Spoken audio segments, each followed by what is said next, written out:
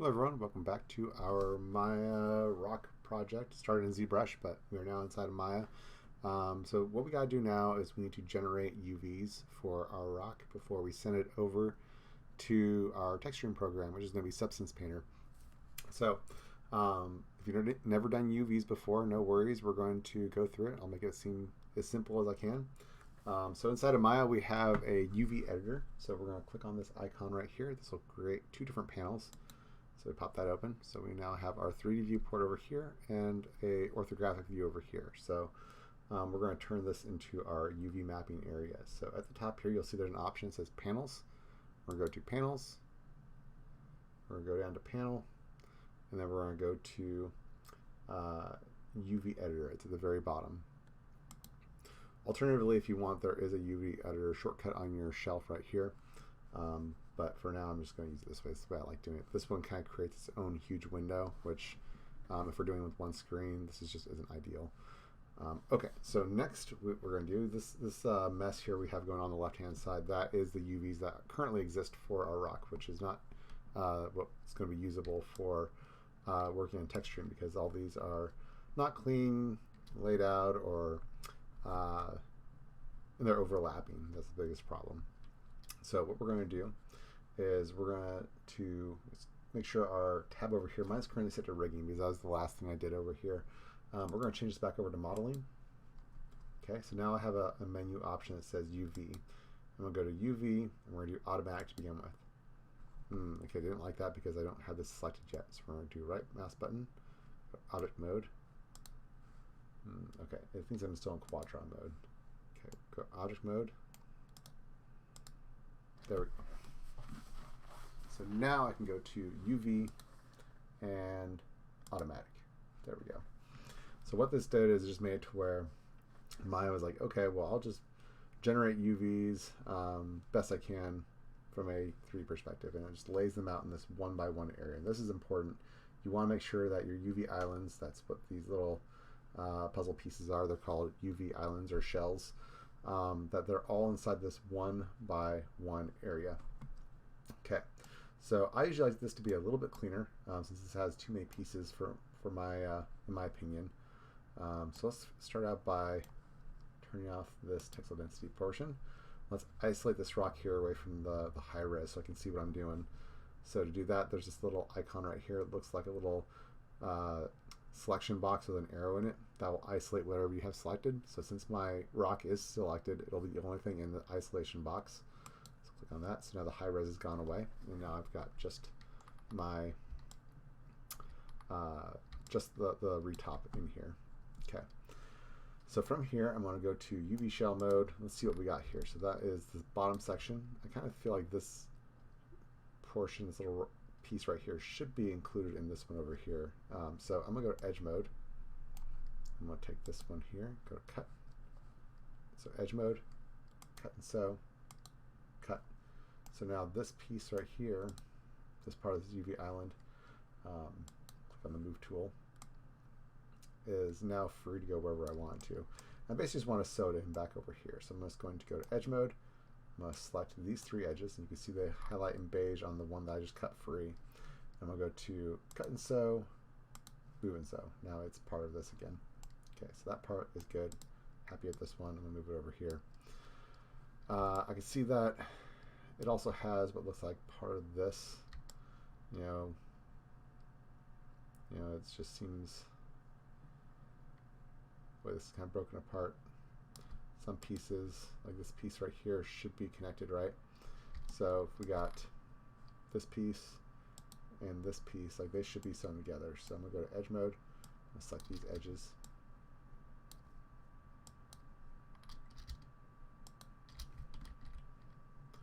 Let's just start with these guys. We're going to do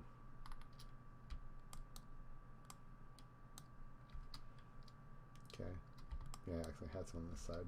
I don't want to deal with this one quite yet. We're going to do cut and sew, move and sew. So now this part here is filled in. Let's see about this area over here. Where is this at?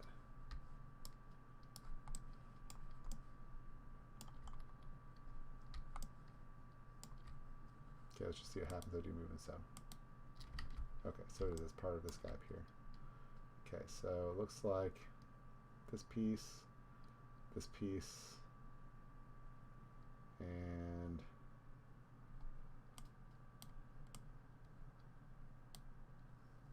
let's just deselect these guys. Let's just have this sew together. So move and sew. Okay, so that's all in there. That's good. What's this rogue piece right here? Where does that go? So that's down here. Should that be a part of this bigger piece down here?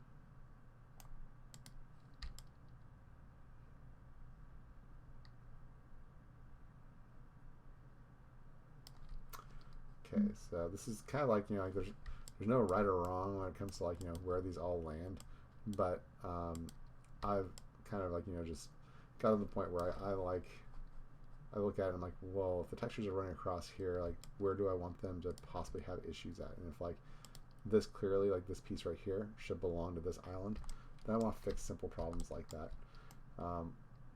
The Substance Painter program does do seamless painting, so usually it can catch things like that and not be a problem. Problem that I do find is sometimes the things that in Substance Painter that uses procedural texture, sometimes those procedural textures run into spots like this, and the texture, even though it's seamless, sometimes is running the wrong direction when it runs across a UV that's not the right, or with the right island. So this is just kind of part of the method to the madness, I guess, if you will. Okay, that part goes in there. That's good. Okay, so let's take a look at our islands now. So this guy, that's all that. Might want to give this bottom strip back to the bottom down here. That's okay. This one up here has this face that it probably doesn't need. So let's take that piece away from it. Right, this piece right here, that shouldn't go there. We're going to cut and sew, cut. And we're just going to give that back to wherever this is supposed to go. So looks like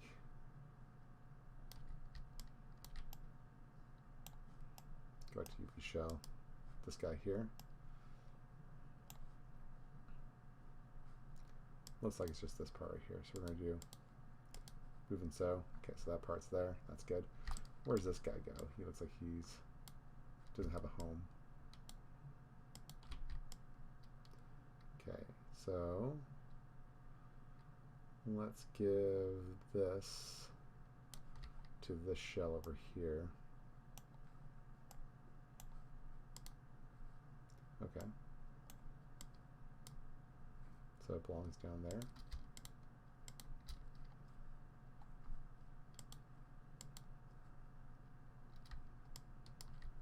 What about this part? We should probably own that too. So this guy over here is going to lose this one.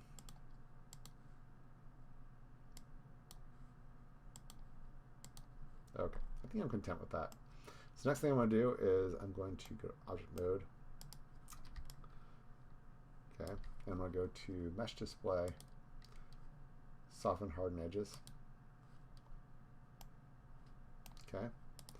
When you do retop, sometimes, like, you know, you end up with spots on it that are all hard edges. So that's kind of lets Maya decide what should be organic and what should be sharp. So that's good over here. Then we're going to come over on this side and we're going to select all the shells. And we're going to go to modify, and then we're going to do unfold. Okay, just adds a little bit of tweak. It just relaxes all the UVs. Okay. Last thing we're going to do before we wrap this up and send it over to Substance Painter is we want to check the textile density on our UV shells. So we're going to click on this icon right here. It looks like a checker box. And you'll see that there's now a checker box over the top of our rock. Okay.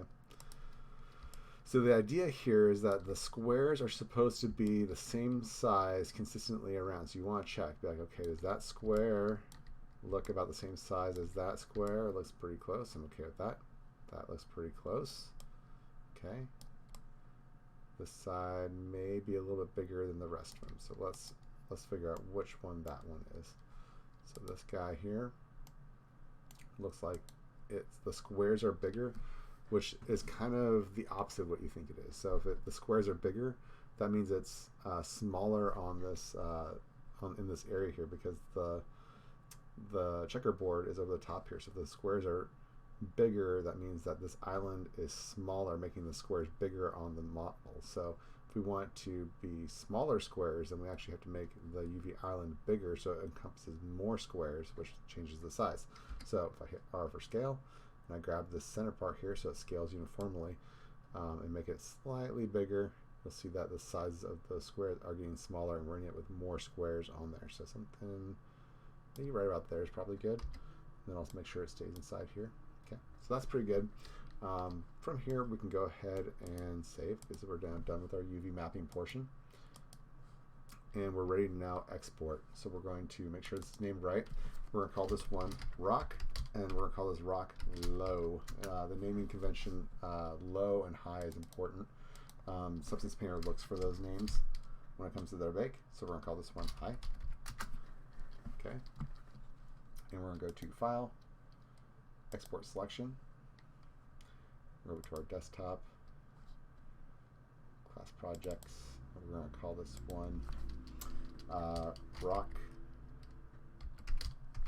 High. Export Selection. And then we're going to click the Rock Low. We're going to do File, Export Selection.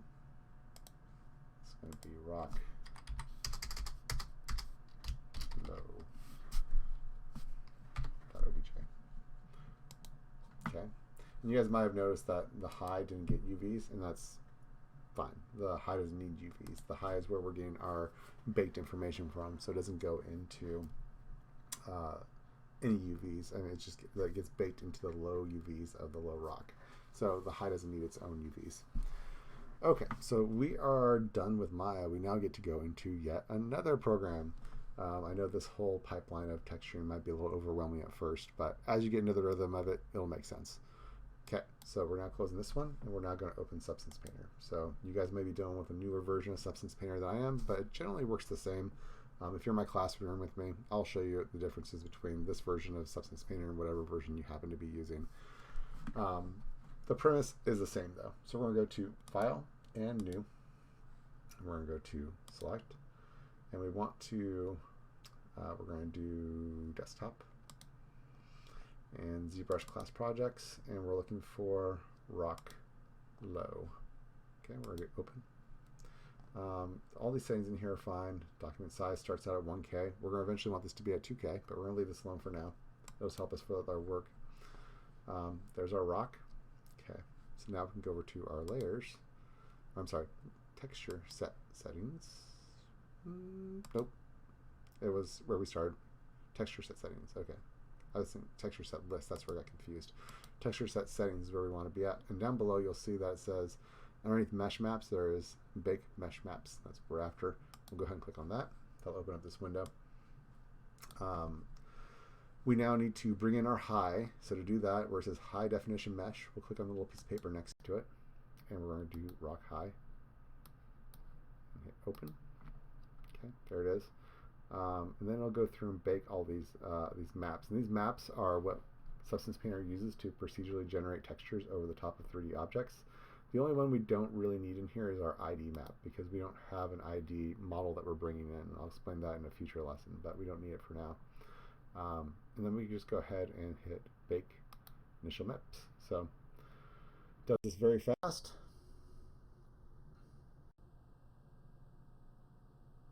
Okay, there we go.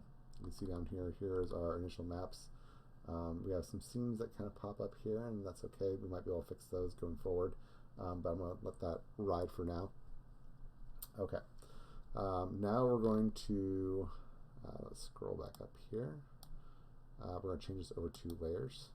Okay, so from here, this will work a lot like Photoshop, in the sense that the layers will work the same as Photoshop layers. You'll see down here there's a bunch of these little circle things here that have textures on them. On the left-hand side, you'll see it says Materials, and we have Smart Materials. Smart Materials are ones that come built into all Substance Painter programs. So that by default, you'll see these guys. You'll have leather, rock, all kinds of things, metal, rusted metal, and they work pretty pretty good. Is all you have to do is just take it from here and just drag and drop it on there. So for instance, if I wanted to take this guy here and yeah, let's just go ahead and play that one. We'll just throw this one on here just as an example. You can see that there it is on there. It doesn't quite look like this dirt here. Let's go ahead and try a different one. Let's do bone stylized. There we go. So textures on there, and then on the inside there is all the nodes that put this together. So you have a dirt generator and levels, and this gets amazingly complex, but we're going to keep it pretty lean for today. So I'm just going to go ahead and kill that for now. Let's say that you want to paint a layer over the top of it and just do this all by hand. Of course you can do that. You can just come over here where it says these are empty layers, these are fill layers. So if I want to do a fill layer, and let's say that I want this fill layer to be red or green, whatever you want it to be. Let's say it's something more in the gray tone area. Maybe something like that. There you go. There's your first fill layer. Let's say you want to do just an empty layer and you want to just paint on it. You can come over here and use your paintbrush, and then inside here we'll go down. It's now asking you what do you want to paint on here. This is inside. I have it above on mine where it says brush settings. As you scroll down, you'll see that there are material settings for your brush, whether you want to do color, height, rough, metal, normal. These are all the default ones it has, and it has more than just this. You can do opacity, you can do lit colors. You have a lot of power in here. But let's say that I just want to paint with color for now. So then our base color option is right there. And what do I want to paint with? Let's say I want to paint maybe a little bit of green, something like that. Okay. You can manually just paint it on there just like you would expect to. These all stack the way that you expect it would in Photoshop. You even have some of those options, like if you look, there's multiply, divide, darken, lighten, pass through, color, burn, dodge, like all those are in here. So each layer you can operate just like it would be a Photoshop layer. You can also go into your brushes and change your brush settings. So maybe you want to do this, but you want to do it with a different brush, or maybe you want to use an alpha. They have a whole set of alphas in here we can use. So maybe you want to use like this alpha cloudy dirt, and you want it to be bigger. So you're bigger, your brush size bigger and smaller. You can do it in a couple different ways inside of Substance Painter. You have size over here. You can manually bring it up. Or if you want to use the brackets, left and right brackets, those will also make them bigger. And you can just come over here and start painting those in there as well. So that's another option for you when it just comes to painting these guys however you want. But really the painting really isn't what sets Substance Painter apart. Really it's the procedural texture. So that's the crash course of how to paint on this. But we're just going to throw that away, and we're going to throw this away too. We're going to go back over to our materials.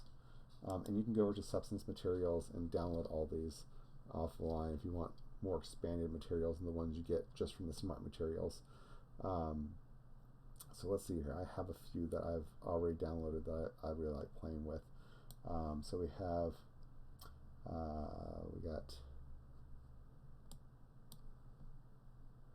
we got stones, sandstones, rock material. That's one of my favorite ones, is rock material. Might use that one. Let's just go ahead and put the rock material on for now. Okay, so there's rock material. Looks pretty cool, right?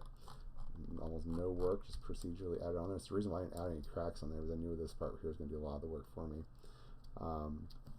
Up here above, you'll see that where it says property fills, like, we have, and these are rearrangeable. You guys might find it on the tab here on your version of Substance Painter, but I guarantee these attributes are there.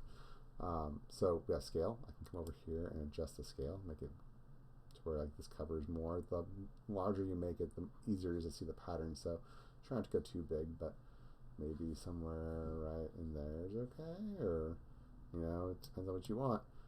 This kind of looks okay. Let's see what other attributes they have. We can do things you can control. Some of these things have a lot of controls on the inside, and Some of them don't. And kind of like having height included in there. If you want to change the offset or the rotation, you come over here and rotate it, and it'll rotate how that pattern's on there. So if it's not quite fitting the way you want on there, you can make some adjustments like that. This is kind of where I was talking about, where you might find like the seams on it don't kind of match up the way you want. You can see how this crack ends right here because this is where the seam is on the UV. So whether you want to paint over it or just leave it, because no one would probably know unless you pointed it out like I just did. Completely up to you. Okay, let's say that you're content with this rock and you're like, okay, that's cool. Actually, I don't even want to do any more work. That looks great. It's the best rock I've ever seen. What do we do now? Now we want to get the texture maps away from Substance Painter so that we can bring them back to our next external program, whether that's back at Maya, inside of Unity. Depends on what your final destination is. But the idea is we want to have textures that we can plug into our low-res mesh. So what I'm going to do is I'm going to go to File. I'm going to go to Export Textures. Okay, it's asking me where I want to go to begin with. So I'm going to go to that same folder, ZBrush Class Projects. So we'll go ahead and add a new folder in here. And we'll call this one SP Textures Rock 1. Okay, select folder. Okay, so now it has a destination where it's going to go. Configuration, where is this going? Is it going to Unity? If you're going to Unity, pick out what you're going to be using it for. So if it's going to Unity Standard Specular Pipeline, that would be fine. If you're going to the HD Render Pipeline, you can optimize it that way. If you're going to Blender, I made a Blender option. You can copy these settings if you want for Blender. I think that it might even come with the Blender settings now. You used to have to create by yourself by grabbing these inputs and put them in the appropriate slots. But if we're bringing it back to Maya to do animation rendering, we would probably want to use Arnold. So we're going to do Arnold AI Standard, and we'll just go ahead and go back to our export, and we'll hit export. And that's how fast it is. It's so quick on its batch rendering, and it did all the texture maps already. So let's go ahead and take a look and see what it did for our texture maps. We're going to Class Projects. There it is. So these are our textures that we'll be able to plug into Maya in our final project. So it sent us out. We have our color, metallic, our normal, and our roughness, which is so we'll plug all these into, and then we have AO as well, and we'll plug all these into our material at the end with Maya on our low-res rock in our last lesson. So this is where we'll stop for today. Thanks for watching, guys, and I'll see you guys in the final lesson.